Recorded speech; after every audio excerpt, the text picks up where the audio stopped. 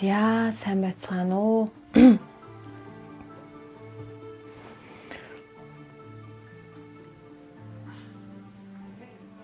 За бичлэг маань яваад эхэлсэн байна. Сайн байцгаана уу. Өнөөдөр ямар ном уншихаар бэлдсэн бэ гэхээр та бүхэндээ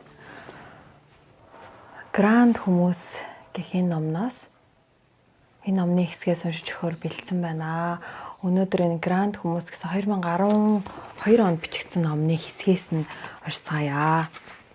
2012 оны 5 сарын 28-нд аавынхаа гэгэн дурсгалд зориулсан ийм уран чимгийн номноос энэ номны хэсгээс нь уншиж өгье. Миний дуу хэр сонсогдож байгааг би сайн мэдэхгүй байна. Миний дуу сайн сонсогдож байна уу? Миний хоолой. За одоохондоо хүмүүсийн комент гарч ирээгүй байх учраас миний хоолой яаж сонсогдож байгааг сайн мэдэхгүй байна. Чанга сонсогдож байгаа гэж найдаж байна. 6. За болж байгаа юм шиг байна. Лайк дарагдсан. Яг сонсогдож байна. Заашгүй дээ. За тэгвэл номоо уншаад эхлэе. За дөнгөж сая ажиллаад хараад ирээд маш ядарч байна. Тэгээд тогтсон цагтаа 2 дахь сайн өдөр болгондоо номоо уншиж явах хэрэгтэй байгаа гэдээ өөртөө амласан байгаа учраас бас та нарт амласан байгаа учраас номоо унших гад бэлтгэсэн байна. За өнөөдөр болохоор энэ номон дээр Гранд хүмүүс гэсэн номон дээр ийм уран чимэг гэдэг сэтгүүлч маань өөрөө маш олон хүмүүстэй ярилцлага хийжсэн юм байна. Тийм дундаасаа шигшээд та бүхний бас тэр ярилцлагыг үзэж амжаагүй, сонсож амжаагүй, уншиж амжаагүй байх вэ гэсэн өөрийнхөө тэр онцгойлж байгаа хүмүүсийн тухай тэр ярилцлагыг энэ номондоо Гранд хүмүүс гэж оруулсан юм байна. Жохон сул байна гэн тэ. Зя байж байгаарай. Хэрвээ би ингүүл. За одоо миний хоолой чангарсан бах те. Чангарах учиртай. Чангарсан гэж найдаж байна. За одоо өргөжлүүлээд тайлбарлая. За тэгээ энэ номон дотор болохоор сэтгүүлч уран чимгээ маань өөрийнх нь онцолж байгаа хүмүүсийн ярилцлагуудыг хүргсэн байгаа юм байна. За энэ дундаас хамгийн ихний эдэн утсыг сөхөхөд нийтлэлч одоо алдартай нийтлэлч ноён Баабар гэдэг хүний ярилцлага нүдэн туслаа. Тэгээ энэ хүний ярилцлагыг уншаад Монгол хүн та энэ ярилцлагыг бас уншаасай, энэ ярилцлаган дээрх зүйлийг сонсоосай гэсэндээ энийг уншиж өгч байгаа юм шүү. Мэдээж энэ номынхаа дараа 365 үдэш гэдэг нэртэй үлгэрийн номноос үлгэр уншиж өгөх болно. Ингээд бичлэг маань дуусах болно. За ингээд Баабар гоён ярилцлагаас та бүхэнд уншиж өгье. За энэ номон дээр орсон шүү. Гранд хүмүүс гэсэн номноос уншиж байгаа шүү.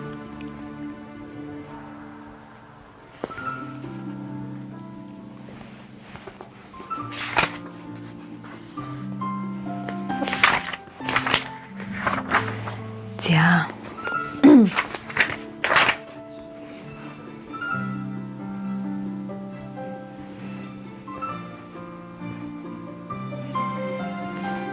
За ингэж хэлж байна.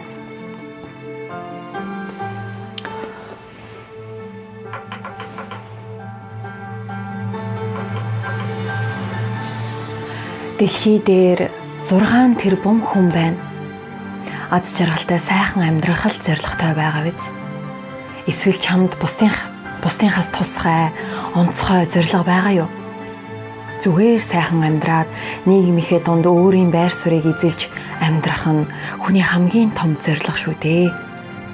Гэхдээ залуу хүн өмнөд сайхан зорилго тавиад биелэхгүй ч гэсэн түүнийхээ төлөө амьдрах сайхан. Саран дээр бууж үзэх юмсан гэж зорилго тавиад тэр нь үйл гүйцэлдэх ч гэсэн ингэж л зорилго тавих нь залуу хүний зөв. Зүлгэн дээр гэрээ бариад зүгээр л амьдрах сайхан шүү дээ.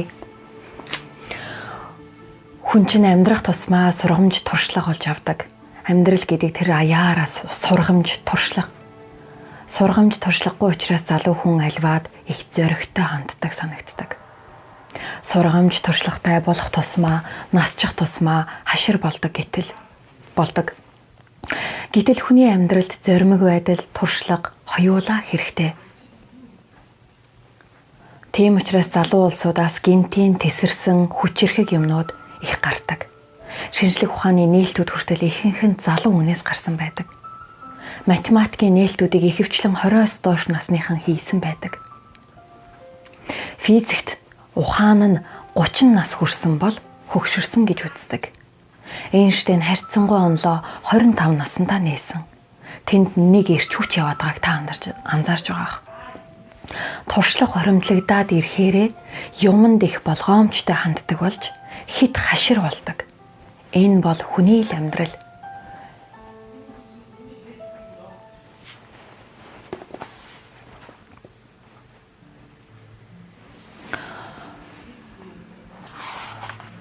Манай Монголд гэр бүлийн судалгаа хийвэл сонин дүгнэлт гардаг юм. Улаанбаатарын ихэнх гэр бүлийн эмэгтэйнх нь орлого нь илүү өндөр байдаг гэсэн дүн гарсан байдаг. Хүн насаараа амьдрах хүнтэйгээ ижил сонирхолтой, сэтгэхүйн хувьд адилхан зиндааных байх ёстой. Сонирхол зөрчилд дөөс болоод салалт их үүддэг байх. Нэгэн зураач нөгөө нь огт тийм юм сонирхдаггүй бол хамтын сонирхолгүйгээр тэр олон жилийг яаж давах вэ?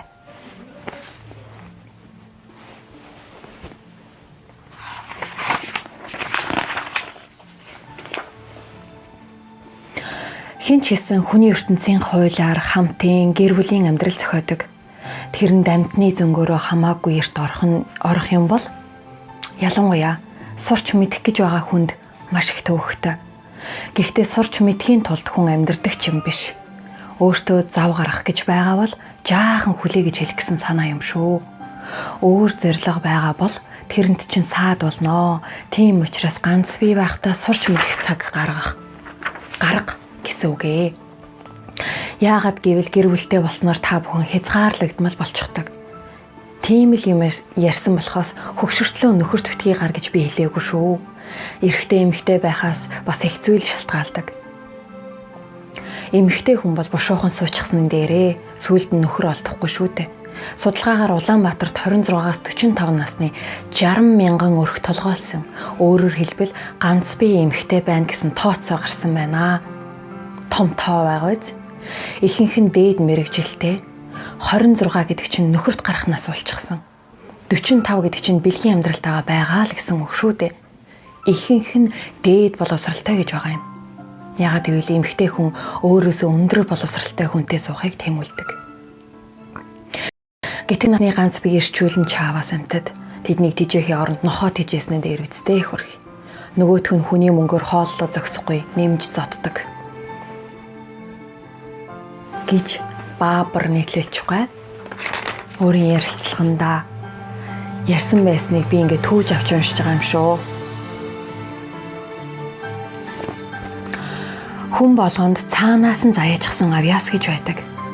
Дээр үед би Болгарын нэг хүүхэлдэйн кино зурагтаар үзэж байсан юм аа. Нэг жаахан хүн яваад байдаг, бусдын түүнийг шоолоод гутлаараа замыг нь хаагаад явуулахгүй, эсвэл барьж авч гар дамжуулж тоглоод шоглоод л байлаа. Тэр нөхөр гүйж явснаа нэг нөхрөө орчихсон чинь гинт амар том болоод нөгөө авраг улсууд мань нэртэй харьцуулахад эрхийн чиний болчихлоо. Тэгээд нөгөө хүн нүхнээсээ гараад ирэхээр буцаа жижигхэн болчиход бай. Ингээд үүнийг үзэхдээ би хүн болгонд өөрийн чаддаг асар том юм байд гэдгийг харуулж ил байна да гэж утсан. Хин нэг нь тэвэг тоглохдоо лут байж болно. Нийгэмд амьдрах чадваргүй гэтэл яг тэвэг болохоор мундаглаг. Тэвгний дэлхийн авраг болвол манер амьдраад л явчих нь байна. Гэх мэтчлэн.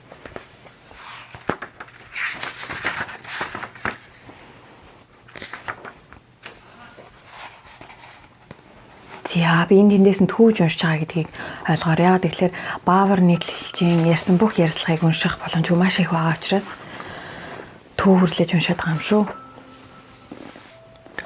Оюутан болоод гадаад соёлт ертөнцид гологдож эхэллээ. Өөрийгөө нөхөж авахын тулд олж авсан сургамж их үү дээ. Манай тэр үед ямар ийм ном гардаг байсан биш. Олонх нь хориглогддогч байсан байх. Би дунд сургуульд байхдаа гадаад хэл мэддэгч байсан биш. Тэгээд оюутан болоод энэ нийгмийн надад өгөөгүй юмсыг олж авах гэж будилж, онож, алдаж явсан туршлагаасаа өнөө үеийн залуучуудад Энэ нь дээр юм байлээ шүү. Энэ нь хэрэгтэй юм байна лээ. Энийг ингэж товчлоорой гэж заасан ном гаргасан хэрэг. Нэг зүйлийг анхаар. Ном болгоныг барьж аваад хэрэггүй. Хэрэгцээтэй ном гэж байдаг. Номноос олж болох мэдээллийг өнөөдөр кино, элдв урлаг, интернет зэрэг янз бүрийн юмнаас олж болно гэдгийг би энэхүү номондоо хэлсэн хэрэг. Цаашлаад аль ч нийгэмд тун цөөхөн хувь нь боловсралтай байдаг. Хүн болгон эрдэмтэн, доктор, профессор болоод унах юм бол хэн сандал хадах юм бэ? Тиймээс боловсралтай болох гэж байгаа. Сандал хад. За уучлаарай, тэн цаана хүмүүс ярилтаад байгаа учраас буруу мөрөөс уншлаа. Тэрнээс хүн болгонд хэрэгцээтэй юм биш шүү дээ. Эцэг их нь хүүхэдтэй тэр номонд бичигдсэн бүх юмыг уншуулж кино үзүүлэн гэж дайрах юм бол утга учиргүй зүйл болно. Товчхондоо энэ бол залуу хүн болгоны мөрийн хөтөлбөр биш. Альва нийгэмд боловсралтай маш цөөхөн хувь байдаг юм. Боловсралтай хүн. Америкийн нийгмийг өнөөдөр 5 хүн л авч явнаа гэдэг юм шүү дээ. Гэх мэтчлэн Баабургай Дори идэр дүүдээ гэх номоо бичсэн талаараа ярьсан байна.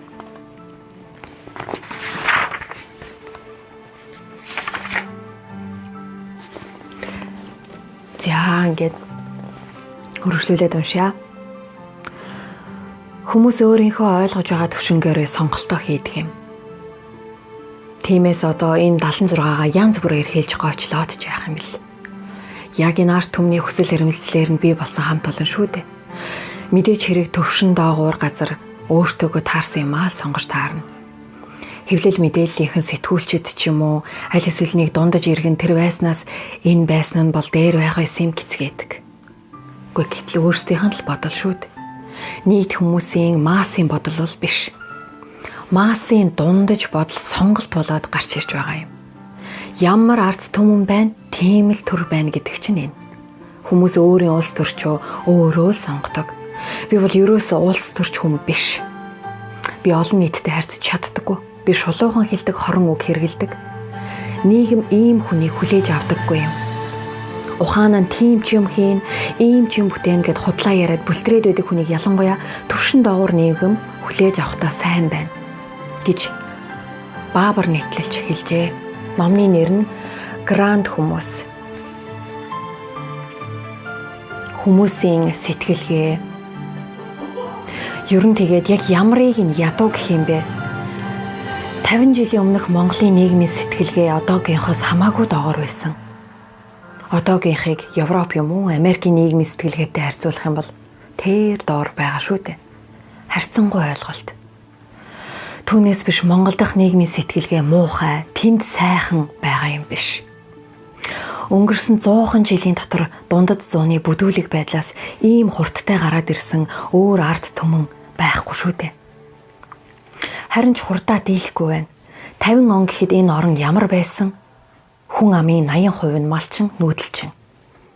Өнөөдөр гэтэл дөнгөж 15% нь ийм хэв маягаар амьдарч байна.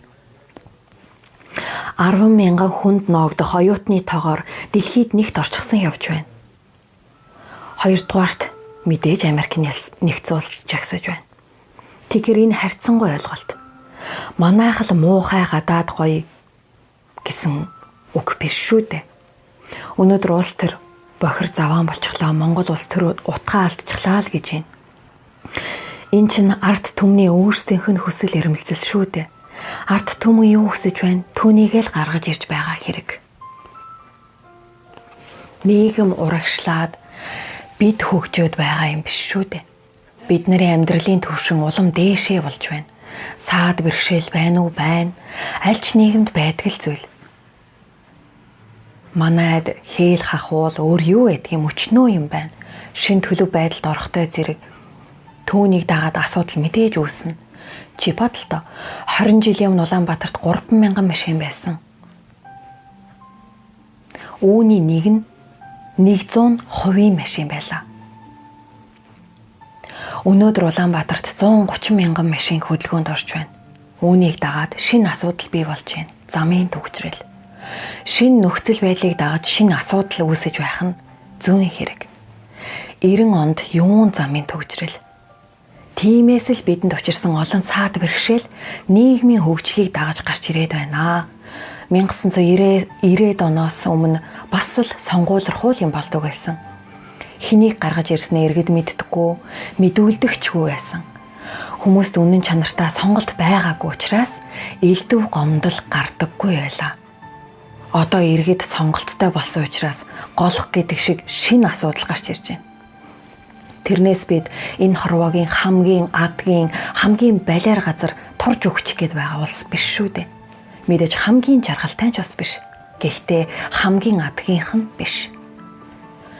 Өнөөдөр Монгол хүнд дунджаар 2700 ккал хоол идэж гин гэсэн судалгаа байна. Баян улсууд 5000 ккал хоол идэж гин гэж тавдаж байна уу? Язарч өгдөг юм байгаа үсттэй. 2700 ккал гэдэг чинь Японы төвшин. Дундаж Япон хүн ямар илчлэгтэй хоол өдөрт идэж гин? Бид яг тийм л хоол идэж гин. Ирак шиг дайнд нэрвэгдчихсэн эсвэл Сичуан шиг газар хөдлөлт болчихсон юм алга. Сэтгэл дундуур байгаа юу? Дундуур байгаа. Үүнийг бид засах ёстой. Нийгэм урагшилж байна уу гэвэл урагшилж байна. Нийгмийн сэтгэхүй урагшилж байгаа.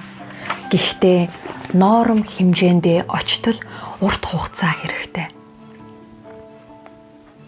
Дор хаяжл үе солигдохыг хүлээж л таарна да.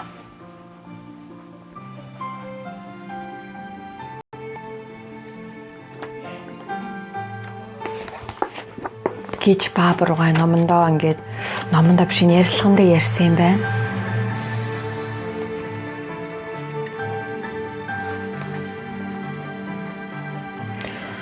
За энэ ярьслаханаас ингээд та бүнарт хэрэг болох болов уу гэж уншиж өглөө.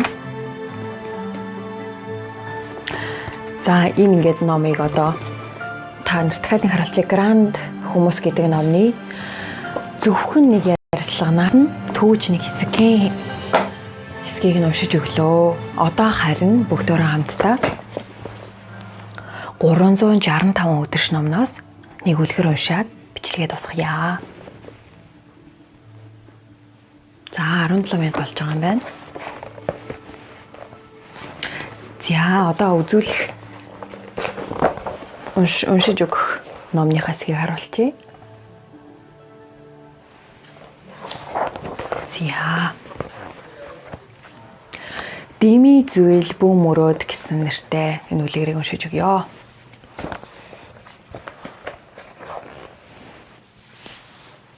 Дими зүйл бүү мөрөөд гэдэг нэртэй үлгэр юм байна. Хүү охин хоёртой нэг нь ядуу ир амьдардаг байжээ. Тэд юу ч үгүй хоосон болохоор бусдын гэр орноор тэнүүчлэн амьдардаг байв. Нэг удаа тэдэнтэй нэгэн буянтан таарч л дээ. Тэд түүнээс тус буян болохыг гуйжээ. Янч тэднийг их дөрөвдөн хаана очиж гуйж мөрөгийг заагаад хүн бүр нэг л юм гуйхыг сайн санаарай гэж хэлж гин. Ингээд тэд гурвуулаа явцгаажээ. Эхлээд охин нь орж мөрөгхөр гуйхаар боллоо. Тэр үзэгслэн гоо болгож өгөөч хэмээн гуйв. Түүний мөргөл залбирал нь биелж тэр үзэсгэлэнтэй хөөхөн болоод гарч ирж гин. Тэдний хажуугаар өнгөрч явсан нэг хаан үзэсгэлэнт гүнжийг олж харан гэргийгээ болгохоор аваад явжээ. Эцэг нь охиноо яваад өгсөнд ихэд уурлан бас удаан мөргөж түүнийг хүлээлгэсэнд дургуйцэж байлаа. Тэгээд тэр ийм муухай санаа бодолтойгоор сүмд орон мөргөл залбирлаа хийв. Тэгээд тэр охиноо яр шарахтай болгож өгөхийг гуйлаа. Удалгүй залуу хатны хүзүүнд жигшин муухай яр гарч хаанч жигшин зэвүүцэж түүнийг хөөж явуулсанд тэр эргээд ядуугоосон болоод ирчгэн. Хамгийн сүүлд ядуу эрийн хүүн орлоо. Мөргөж эхлэв. Тэр ихэд харамж байсан тул бурхтаас ийхүү гуйжээ. Би хаан болмоор байна. Бас баян болмоор байна. Гэвч түүний энэ залбирлыг бурхад хүлээж авсангүй. Ийхүү эдгээр харамж, муу санаатай эцэг хүү, охин 3 урдын адил өлсгөлөн мөнгөгүй хэвээрээ үлджээ.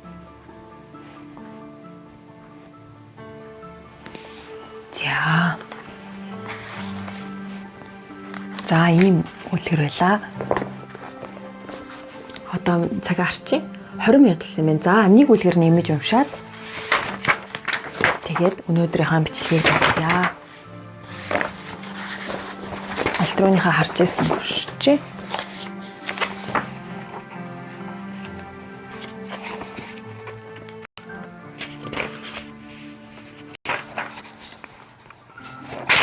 За энийг уншиж байна. Энэ хөөхөн үлгэр байлээ. Богинохоо.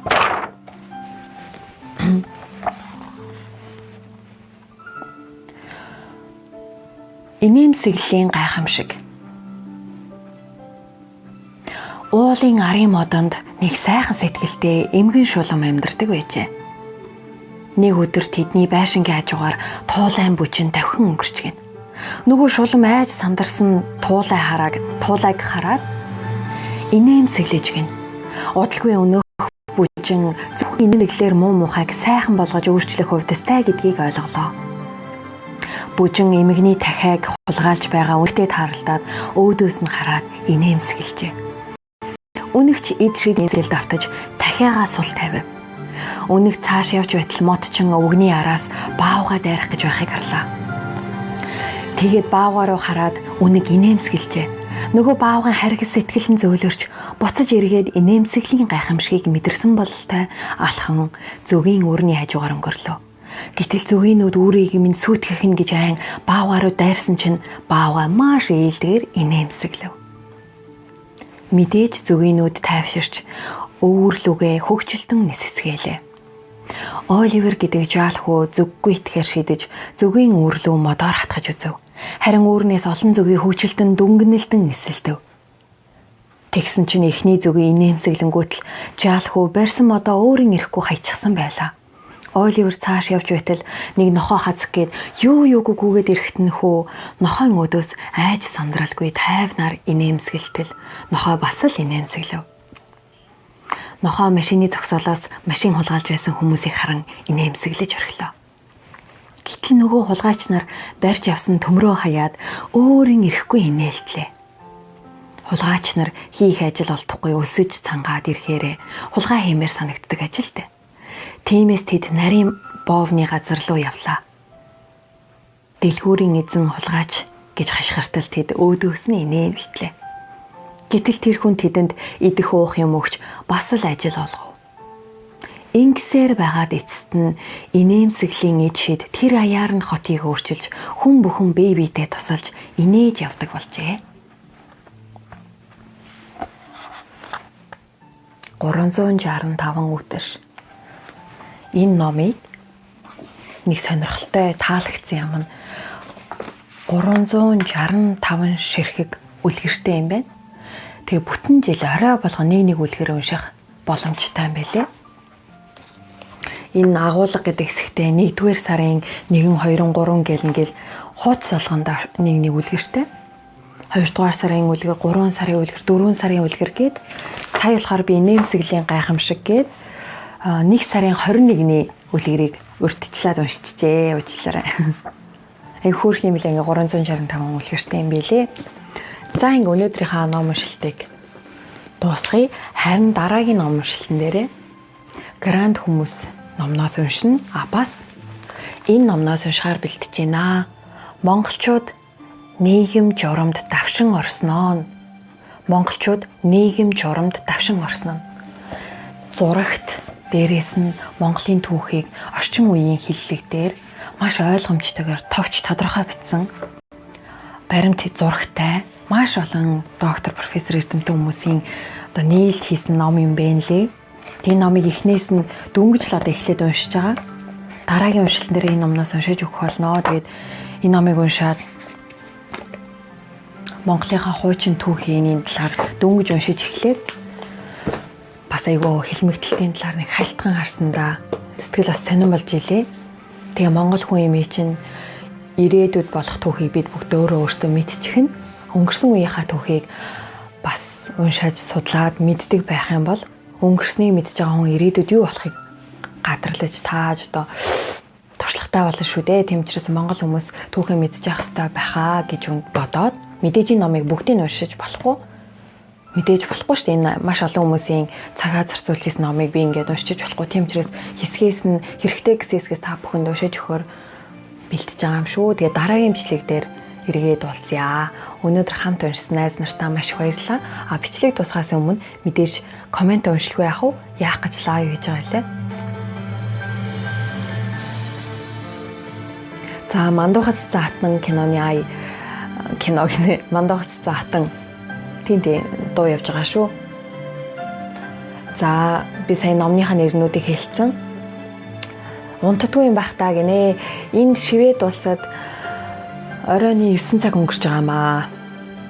Маргааш бичлэг хийхгүй хагас өдөр бичлэг хий шүү. Хагас өдрийн орой бас л өдийд хийж таарах бах. Ажлаа тараал оройн бичлэг хийж таарж байгаа. Энэ 365 өдөр номон дээр Монгол болон гадаадтай тийм үлгэрүүд холилдоод байд юм билээ. Дотор нь бас онцгой таавар гэх мэтчлийн байд юм билээ.